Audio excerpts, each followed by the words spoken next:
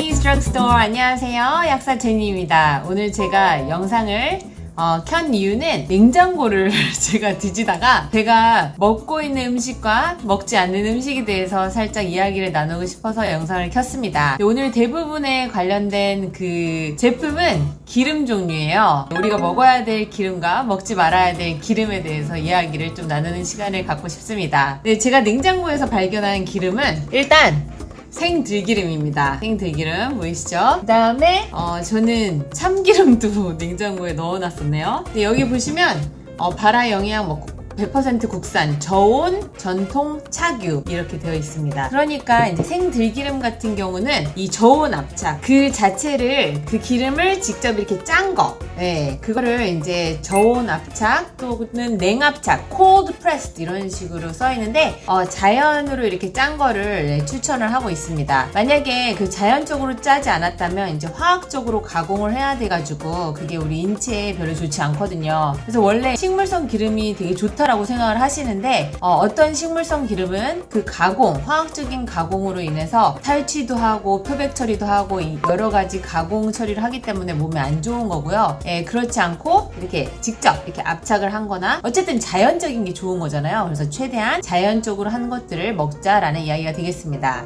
네, 기름 같은 경우는 우리가 동물성 지방을 우리가 포화지방이 되게 많다라고 하는데 동물에도 사실 불포화지방도 있기는 해요. 그런데 이제 포화지방은 우리 세포막을 좀 더 단단하게 유지시켜주는 역할을 하고, 이제 불포화지방산 같은 경우는 이제 대표적으로 오메가3 지방산, 오메가6 지방산, 오메가9 더 있거든요. 더 있긴 하는데 어쨌든 불포화 지방산 같은 경우는 이제 세포막을 부들부들하게 해서 세포 신호 전달이나 이런 것도 더 잘 되게 해주는 영향도 있긴 하지만 이것도 이제 비율에 따라서 어떤 게 더 좋고 아닌 게 있는 거죠. 오메가3가 6보다는 좋습니다. 왜냐면 우리 평상시에 먹는 식습관이 오메가6로 편중이 되어 있거든요. 오메가6로 편중이 되어 있으면 이 만성염증으로 좀 더 가는 길이기도 하고, 옥수수 사료를 먹은 고기 같은 경우도 이제 오메가6가 좀 더 높기 때문에 우리가 이제 오메가6를 최대한 낮추는 음식을 먹으려고 하다 보니 오메가3가 더 많이 있는 음식이 더 좋은 음식이다라고 이야기를 하는 거고요. 이 식물성 기름 같은 경우에는 이제 오메가3의 비중이 높은 생들기름, 또 아마씨유, 호두씨 이런 것들은 이제 오메가3가 많지만 오메가6가 많은 거는 참기름, 그다음에 오메가9이 많은 거는 아보카도유나 그 올리브유 이런 것들이 있고요. 이제 포화지방으로는 좋은 것들은 이제 자연 버터가 되겠죠. 그래서 제가 냉장고에서 찾은 제가 좋아하는 버터는 이제 애쉬레 버터가 되겠습니다. 지금 애쉬레 버터가 사이즈별로 있긴 하는데 이게 이제 버터계의 에르메스라고 보시면 되고요. 이제 할인 같은 거 많이 할 때 구입하시면 도움이 되겠습니다. 네, 약간은 두서가 없긴 하지만 저는 이 자연 버터를 아주 사랑하고 애용을 하고 있고요. 이제 고기에 이제 볶을 때도 아니면 구울 때도 저는 기름보다는 이 버터를 사용해서 굽고 먹고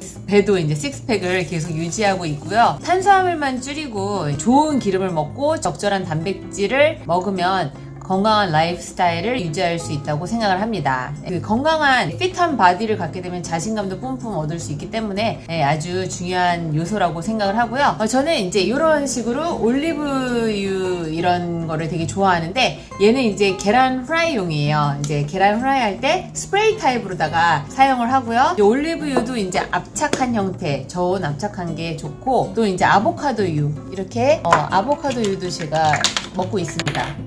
튀긴 요리는 사실 별로 하진 않아요. 약간 굽는 데 사용을 하고 있고요. 굽는 요리를 좀 더 많이 하지, 사실은 이제 찌거나 데치거나 삶은 요리가 더 좋아요. 특히 최종 당화 산물을 덜 만들어내기 때문에 훨씬 좋은데, 최종 당화 산물은 이제 우리 인체에 있는 지방과 단백질의 그 당화가 되면서 좀 이제 노화랑 관계된 물질이라고 보시면 돼요. 그래서 저 영상 그 전에 보면 이제 최종 당화 산물은 에이지스 해가지고 나이와 관계가 있다, 노화와 관계가 있다라는 영상이 있으니까 참고해 주시면 좋겠고요. 기름은 여기서 마무리를 살짝 하고 제가 안 먹는 음식이 또 있는데 라면 안 먹고요. 그 다음에 저는 프림이 있는 커피는 마시지 않습니다. 라떼는 마실지언정 이제 프림 커피는 마시지 않고요. 라떼도 하루에 한 잔은 꼭 마시거든요. 그런데 라떼도 저지방 우유를 사용하지 않습니다. 그냥 저지방 관련 없는 그 우유 그 자체를 마시고요. 저지방이 오히려 더 탄수화물이 더 많다라는 이야기도 있고 어쨌든 이게 좀 더 자연적인 게 저는 더 옳다고 생각을 하고 있고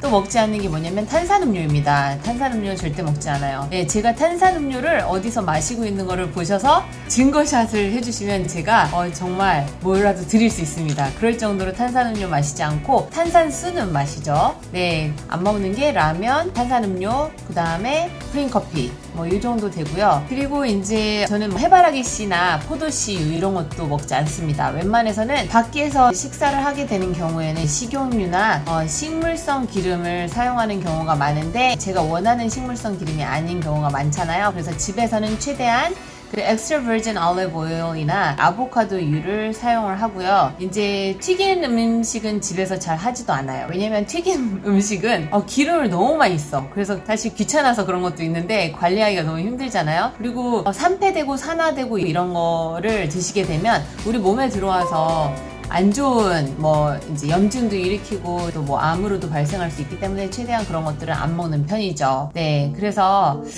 우리의 건강한 라이프스타일을 위해서 저는 저탄은 꼭 하시고 밀가루 최대한 드시지 않는 게 좋은데 이제 꼭 빵을 드셔야 되겠다면 조금은 드시는 거는 허용을 합니다. 왜냐면 스트레스 받는 것보다 나으니까. 그래서 적절한 양의 단백질 하루에 이제 손바닥만한 크기의 고기를 챙겨 먹기 힘드시다면 이제 격일로 드시면 될 것 같고요. 뭐 두부도 좋아요. 이제 식물성 단백질도 좋지만 식물성만 고집할 것이 아니라 이제 고기도 드시라는 거고요. 그다음에 이제 자연 버터 같은 포화 지방이 있는 것도 드시면 비타민 A, D 이런 거 오메가3 이런 것들 좋은 걸 섭취를 하실 수가 있습니다. 그리고 지방 같은 경우는 저는 고지를 하라고는 하진 않아요. 고지를 하라고는 하지 않지만 좋은 지방을 먹어야 되는 거는 정말 맞는 이야기고요. 특히 이러지 않을 경우에 이게 다 트랜스 지방이랑 관계가 있기 때문에 트랜스 지방은 절대 먹어서는 안 됩니다. 우리가 뭐 나가서 튀긴 음식 먹지 말라고 하는 게 다 트랜스 지방 때문이거든요. 트랜스 지방은 우리 세포막을 딱딱하게 할 뿐만 아니라 질병으로 가는 길로 안내한다고 보시면 되겠습니다.